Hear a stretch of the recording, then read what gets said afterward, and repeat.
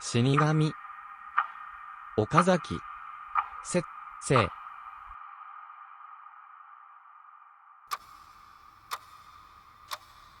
往来で放火をすることは、近頃、だいぶやかましくなったが、ある意味から言うと、許しても良さそうなものだ。というのは、寂しいところなどを夜遅く一人などで通るときには、黙っていくと自然くだらぬ考え事などが起こって、ついには何かに襲われるといったようなことがある。もしこの場合に歌いの好きな人なら、それをうなるとか、詩吟を口ずさむとか、清元をやるとか、何か気を紛らして、そんなつまらぬ考えを打ち消すと、結句。夢中にそんなところも過ぎるので、これらは誠に良いことだと、自分は思う。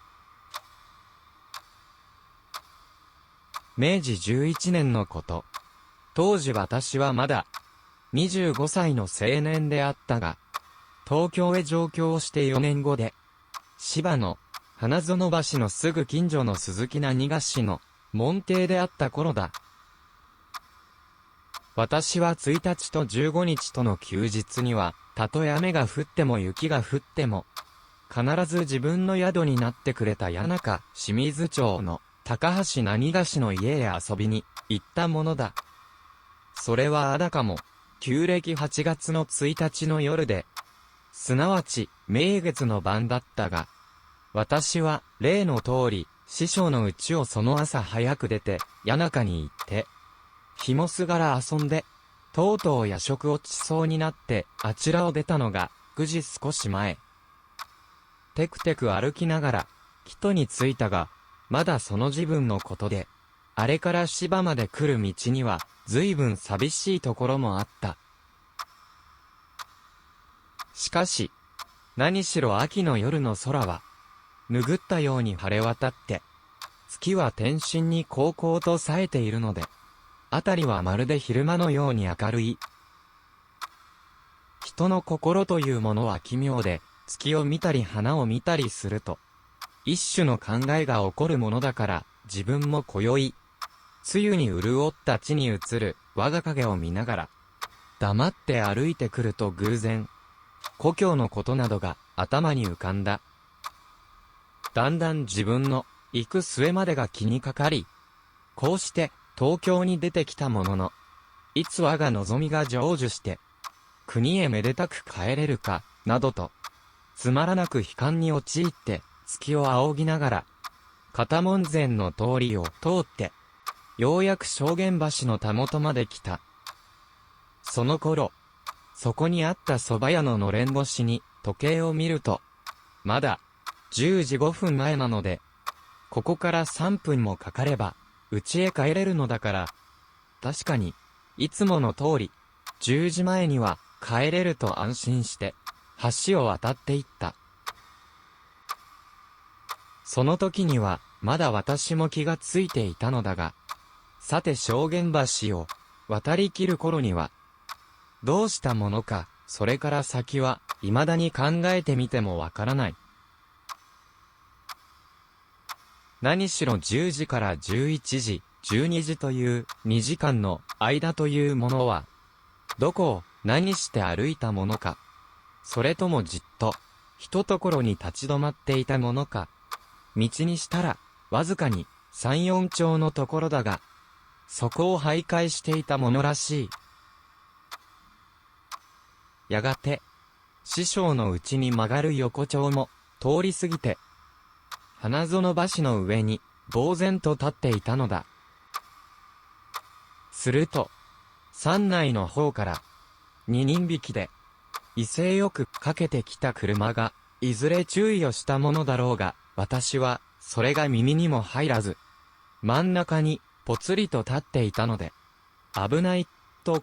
車屋が、叫んだ拍子に、ドンと、橋詰めの、砂利道の上に、私を突き倒していってしまった。はっ、と思った途端に、私はこの時初めて、我と我が心に帰って、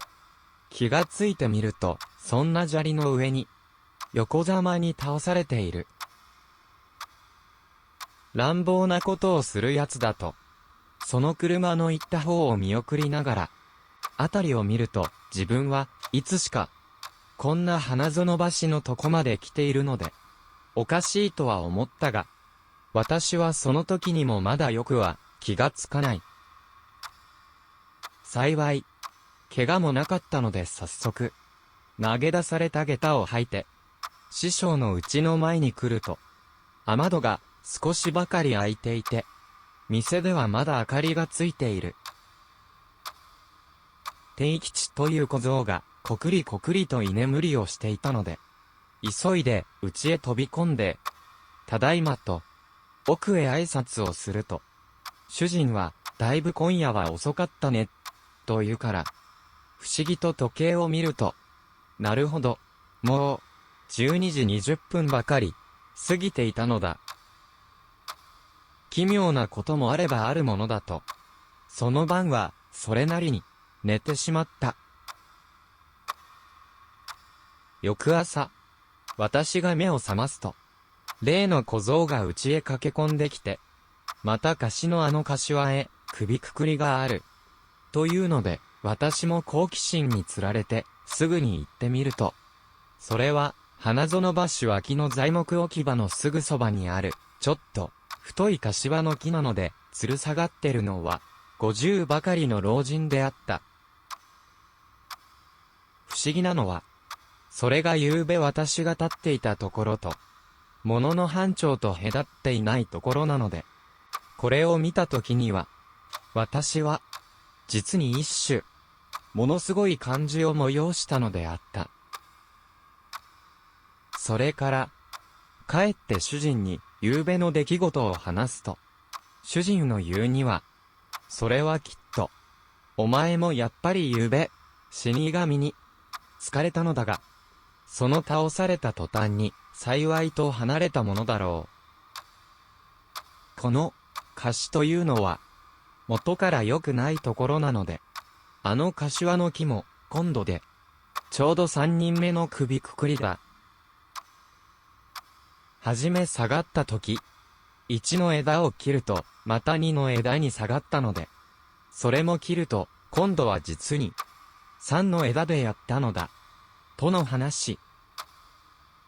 その時はついに根元から切ってしまったが、どう考えてみても、この時のことばかりは、